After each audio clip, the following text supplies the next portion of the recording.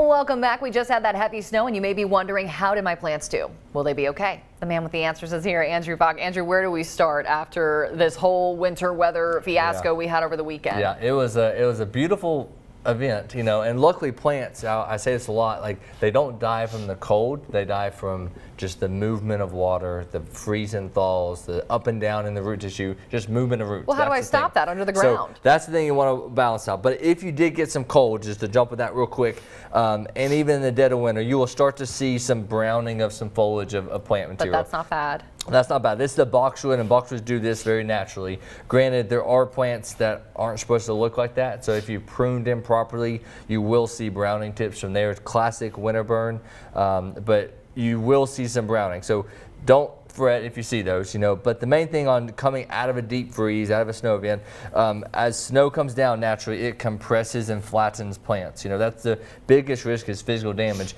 Don't try to break off the snow and the ice. You know, let them slowly naturally bend backwards in their natural form. So they're very resilient species. But in this inspection, February isn't a month of just like jumping into spring and jumping in heavy. You just want to inspect your plants, you know, so you want to be patient and with it all. But main thing is, on flattening plants or just in broadleaf evergreens, look for any bark splitting. You know, that's a very common thing. One, because of snow, or just two, because any dead and diseased wood that may be there. So that's a good thing if you're coming into a warming week, you know, that's upcoming.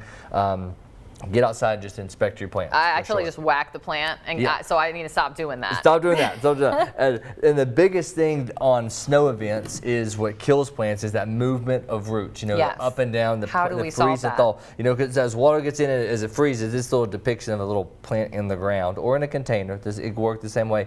You know, it'll expand, and what that does, naturally, the plant will rise up and shift up out of the soil. So, what you want to do is, in that inspection phase, you don't want to see like your root layer always be exposed. You know, that's the main thing. So you can come through and press around the soil if the soil is like not frozen. So pressing the plant press down. It down. You can press it down. If it's restaking and leaning because of that thawing, you know, feel free to re-straighten it up. You know, that's a very important thing to do this time of year. But the main thing, if you do see that crown of roots be exposed, and if it is exposing itself to freeze thaw, freeze thaw, freeze thaw, that's really what kills plants in the winter. The best thing to do is grab some mulch.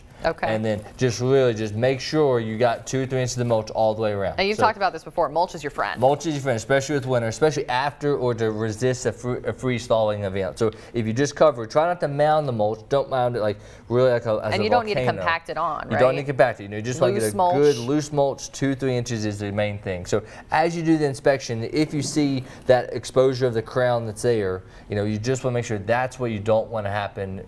If we get more snow, more rain, freeze thaw, a dip in temperature, like that will come, but be patient, get outside, inspect your plants, re-straighten your plants, remove any broken limbs that may be there, and definitely don't forget the mulch. I promise you. Snow's a great thing, cold's a great thing, but once you go up and down in temperatures, it gets a little wacky for the plants. Okay, so remember these tips, because even with 50-degree temperatures coming up, you are not in the clear. You got to go check those plants. We'll be right back.